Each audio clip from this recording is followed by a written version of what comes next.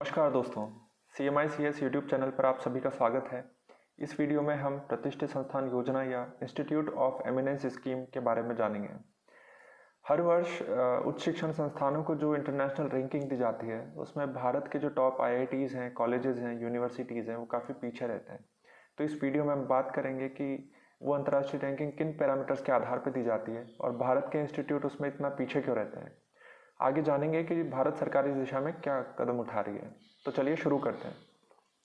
तो ये चर्चा में इसलिए है कि अभी शिक्षा मंत्रालय ने कहा है कि जिन संस्थानों को प्रतिष्ठित संस्थान का टैग दिया गया है उनके प्रदर्शन का आकलन अंतर्राष्ट्रीय रैंकिंग जैसे जो QS जारी करता है, टाइम जारी करता है, उनके परिणामों के आधार पर ही किया जाएगा। और ये डिसीजन लिया गया है IIT डायरेक्टर्स के एक पैनल की सिफारिश पे, जिसे अभी गठित किया गया था। अभी जानते हैं कि अंतर्राष्ट्रीय रैंकिंग किन पैरामीटर्स के आधार पर दी जाती है। तो जो QS है और टाइम है वो एकेडमिक्स देखते हैं कि उनकी एकेडमिक्स क्या है, उनके सिलेबस में क्या क्या शामिल है। इसके अलावा एम्प्लॉयर्स की रेपुटेशन क्या है, फैकल्टी कितना रिसर्च कर रही है और वहाँ की फैकल्टी के पास कितनी फैकल्टी PhD डिग्री धारक है। इसके अलावा फैकल्टी और स्टूडेंट्स का रेशियो क्या है, इंटरनेशनल फैकल्टी कितनी है और अंतर्राष्ट्रीय छात्र कितने पढ़ते हैं उसमें।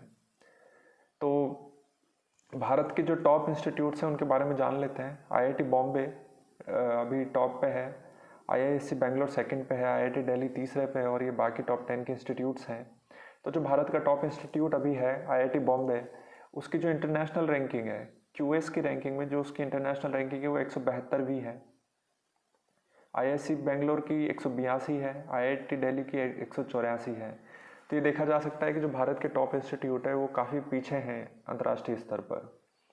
अब हम ये जानते हैं कि इसी स्थिति में सुधार के लिए ये योजना जो लेकर आए हैं इसमें क्या क्या प्रावधान है। तो ये शिक्षा मंत्रालय द्वारा संचालित है। इसका उद्देश्य है भारतीय संस्थानों को वैश्विक स्तर पर पहचान दिलाना और अभी तक इसमें 20 संस्थानों को इंस्टीट्यूट ऑफ एमिनेंस का टैग दिया जा चुका है। इनमें 10 सरकारी हैं और 10 निजी हैं। अभी देखते हैं कि ये संस्थान कौन से हैं। तो ये लिस्ट है, ये 10 सरकारी संस्थान हैं और ये 10 प्राइवेट संस्थान हैं। सरकारी में यूनिवर्सिटी ऑफ दिल्ली भी शामिल है, यूनिवर्सिटी ऑफ हैदराबाद है, 5 IITs हैं, BHU है। प्राइवेट में बिट्स पिलानी है, जियो इंस्टीट्यूट है, भारती इंस्टीट्यूट है। इसके अलावा जामिया यूनिवर्सिटी है, VIT जो है तमिलनाडु में वो है। इनमें से जो जियो और एयरटेल का इंस्टीट्यूट है, भारती इंस्टीट्यूट, ये ग्रीनफील्ड इंस्टीट्यूट है, यानी अभी इन्हें इस्टेब्लिश नहीं किया गया है, लेकिन इन्हें इस्टेब्लिश करने के बाद 3 साल तक अच्छा परफॉर्म करना होगा। जो क्राइटेरिया गवर्नमेंट डिसाइड करेगी उन पर खरा उतरना होगा अच्छा परफॉर्म करते हुए, उसके बाद इन्हें ये सुविधाएं दी जाएगी। अभी देखते हैं कि प्रावधान क्या है योजना के। तो ये जो 20 संस्थान हैं इन्हें अभी गोपाला स्वामी समिति द्वारा चुना गया है और ये UGC द्वारा गठित की गई थी। इसके अलावा जो फ़ायदा होगा इन इंस्टीट्यूट को ये होगा कि इन्हें अधिक स्वायत्ता मिलेगी।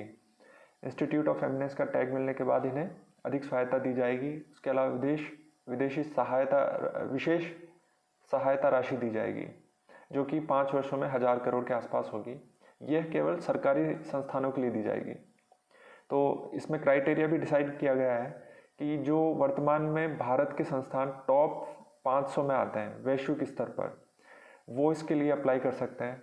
और जो संस्थान national institute ranking framework NIRF के टॉप 50 में आते हैं वो भी इसके लिए अप्लाई कर सकते हैं। तो अब इस टैग की विशेषताएं क्या हैं। तो ये जो प्रतिष्ठित संस्थान जो होंगे वो विदेशी फैकल्टी रख सकते हैं अधिकतम, कुल क्षमता का अधिकतम 25%, यानी 100 अगर प्रोफेसर हैं तो 25 उसमें विदेशी प्रोफेसर हो सकते हैं।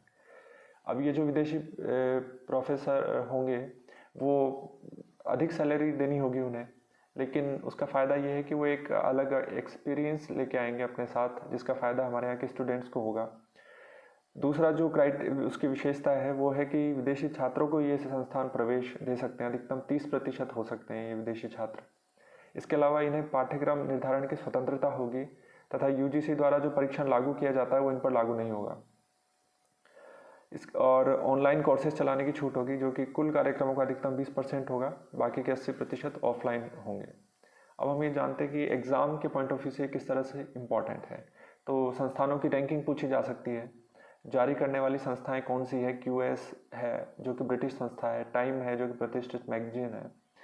इसके अलावा ये योजना किस मंत्रालय से जुड़ी हुई है, रैंकिंग के मापदंड क्या होते हैं, तो हमने देखा था कि इंटरनेशनल फैकल्टी कितनी है, इंटरनेशनल स्टूडेंट्स कितने हैं और फैकल्टी स्टूडेंट्स का रेशियो क्या है।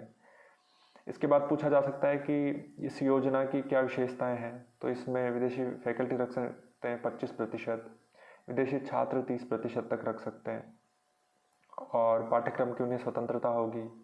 इसके अलावा ऑनलाइन कोर्सेज चला सकते हैं। तो अब ये देखते हैं कि मेंस के पर्सपेक्टिव से कैसे इंपॉर्टेंट है। तो उच्च शिक्षा पे अगर प्रश्न पूछा जाता है तो हम इसे लिख सकते हैं। इसके अलावा भारत में शोध कार्यों की स्थिति पे अगर कोई क्वेश्चन आता है तो उसमें हम लिख सकते हैं। और इसमें हमसे पूछा जा सकता है कि भारत के जो प्रोफेसर्स हैं, वैज्ञानिक हैं, उनको नोबेल पुरस्कार क्यों नहीं मिलता है, जबकि भारतीय मूल के ही वैज्ञानिक और प्रोफेसर किसी बाहर की यूनिवर्सिटी में जाते हैं तो उन्हें एक रिकॉग्निशन मिलता है, नोबेल भी मिलता है। तो यही वो स्थिति है जिसमें सुधार की ज़रूरत है। और तो उम्मीद करता हूँ आपको ये टॉपिक समझ में आया होगा। ये वीडियो अगर उपयोगी लगा तो आप इसे लाइक कीजिए, अपने साथियों के साथ शेयर कीजिए और चैनल को सब्सक्राइब कीजिए। इसके PDF नोट्स आपको CMI CS के टेलीग्राम चैनल पर मिल जाएंगे। तो फिर मिलते हैं एक नई वीडियो के साथ। धन्यवाद।